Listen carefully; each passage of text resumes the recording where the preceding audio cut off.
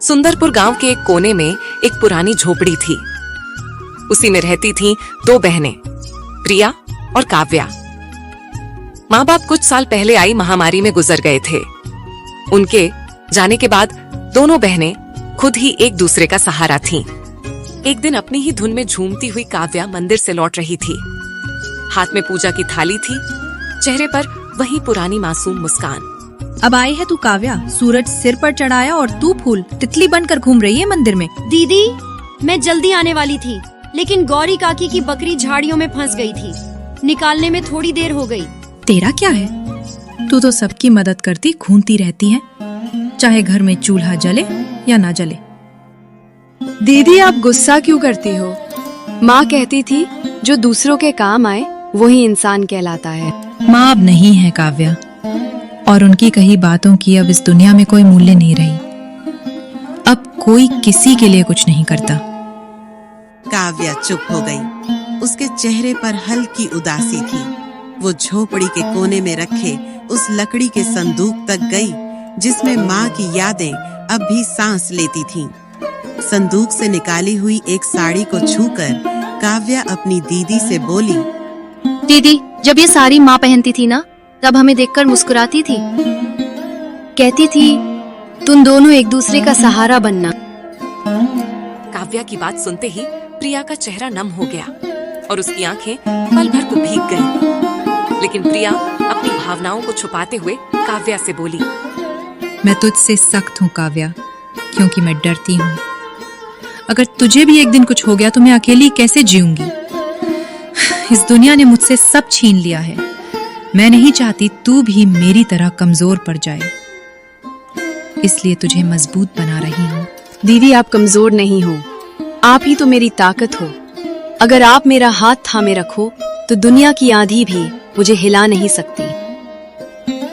काव्या की बात सुनकर प्रिया के चेहरे पर उसके माता पिता के जाने के बाद पहली बार हल्की सी मुस्कान आई। उसी समय गांव की पगडंडी पर 3 परछाइयां उनकी झोपड़ी की तरफ बढ़ रही थीं। रामकिशन, सुशीला और उनका बेटा राहुल। ये थे बहनों के सगे चाचा चाची। अरे प्रिया, कैसी है मेरी बच्ची? तू ठीक तो है ना? बहुत मुश्किल से जिंदगी बीत रही होगी ना भैया भाभी के जाने के बाद। हम ठीक हैं चाचा जी, अब जो है उसी में खुश हैं। खुश? झोपड़ी में? तुम्हारे हिस्से की जमीन को हमारे नाम कर देती तो हम तुम दोनों को अपने यहाँ रहने देते। तुम दोनों बहुत खुश रहती हमारे साथ। हाँ माँ, तुम सही कह रही हो। इनका घर भी पुराना हो चुका है और अब यह जमीन भी यूं ही पड़ी है, बर्बाद हो रही है। हमें किसी की जरूरत नहीं। बाबूजी की जमीन हमारी माँ और बाबूजी की आखिरी निशानी है, उसे हम यूं ही नहीं छोड़ेंगे। अरे बेटी, तुम्हारी जो खेतों की जमीन है वह भी तो बंजर ही पड़ी हुई है ना। और वैसे भी दुनिया समझदारी से चलती है और औरतें खेत नहीं जोतती। देख लेना, एक दिन रोती हुई आओगी हमारे पास, तब समझ आएगा कि रिश्तेदारों से मुंह नहीं मोड़ा करते। दीदी, क्या सच में हम अकेले पड़ जाएंगे? वो लोग हमारी जमीन लेना चाहते हैं ना? हाँ काव्या, पर जब तक मैं जिंदा हूँ कोई हमारी जमीन छू भी नहीं सकता। तुझे कुछ नहीं होने दूंगी।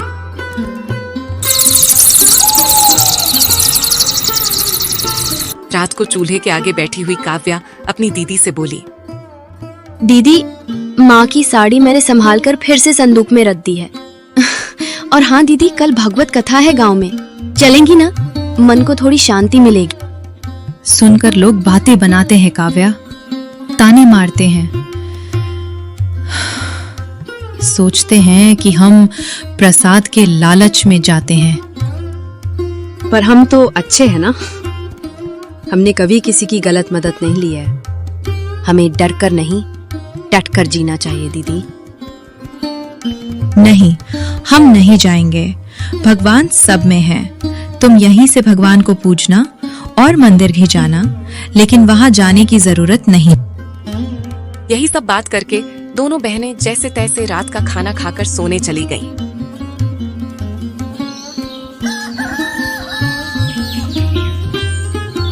अगली सुबह दोनों बहनें अपनी जमीन को देखने गईं, जिसमें दोनों बहनों ने मेहनत करके थोड़ी सी सब्जियां उगाई थीं।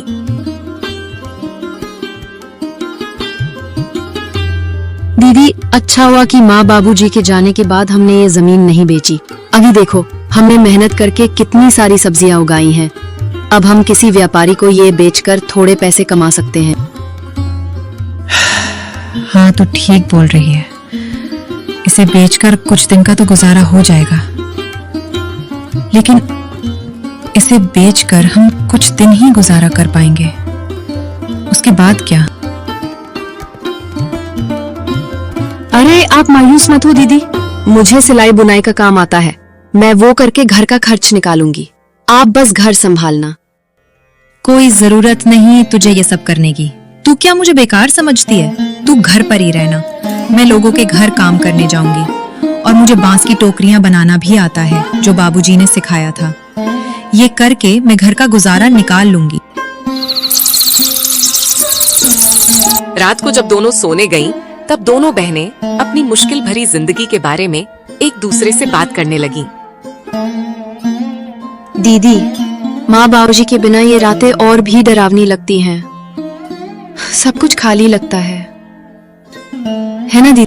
हाँ काव्या, पर अब हम माँ बाबूजी दोनों की जिम्मेदारी निभा रहे हैं। हमें हार नहीं मानी। ये जमीन, ये घर, सब कुछ उनका दिया हुआ है। हमें इसे बचाना है किसी भी कीमत पर। यही सब तो माँ बाबूजी की यादें हैं। प्रिया बहुत ही हिम्मती थी। वह तो किसी से मदद भी नहीं लेना चाहती, लेकिन उसे अपनी बहन को लेकर बहुत चिंता होती थी।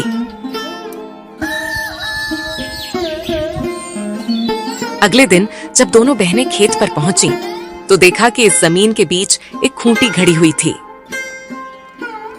दीदी, ये जमीन के बीचों बीच खूंटी कौन काट गया? ये तो कल यहाँ नहीं थी, और ना ही हमने इसे गाड़ी है। जरूर इसे कोई यहाँ गाड़ गया है। यह जरूर हमारे चाचा चाची का काम होगा, लेकिन यह काम बिना किसी सरकारी आदमी के नहीं होता। इसका मतलब हमारे खेत को ये लोग बांटने की साजिश चला रहे हैं। उसी वक्त दूर से रामकिशन आता दिखा। उसके साथ सुशीला और उनका बेटा राहुल भी था। तीनों के चेहरे पर अजीब सी मुस्कान थी। अरे बेटियों, घबरा क्यों रही हो?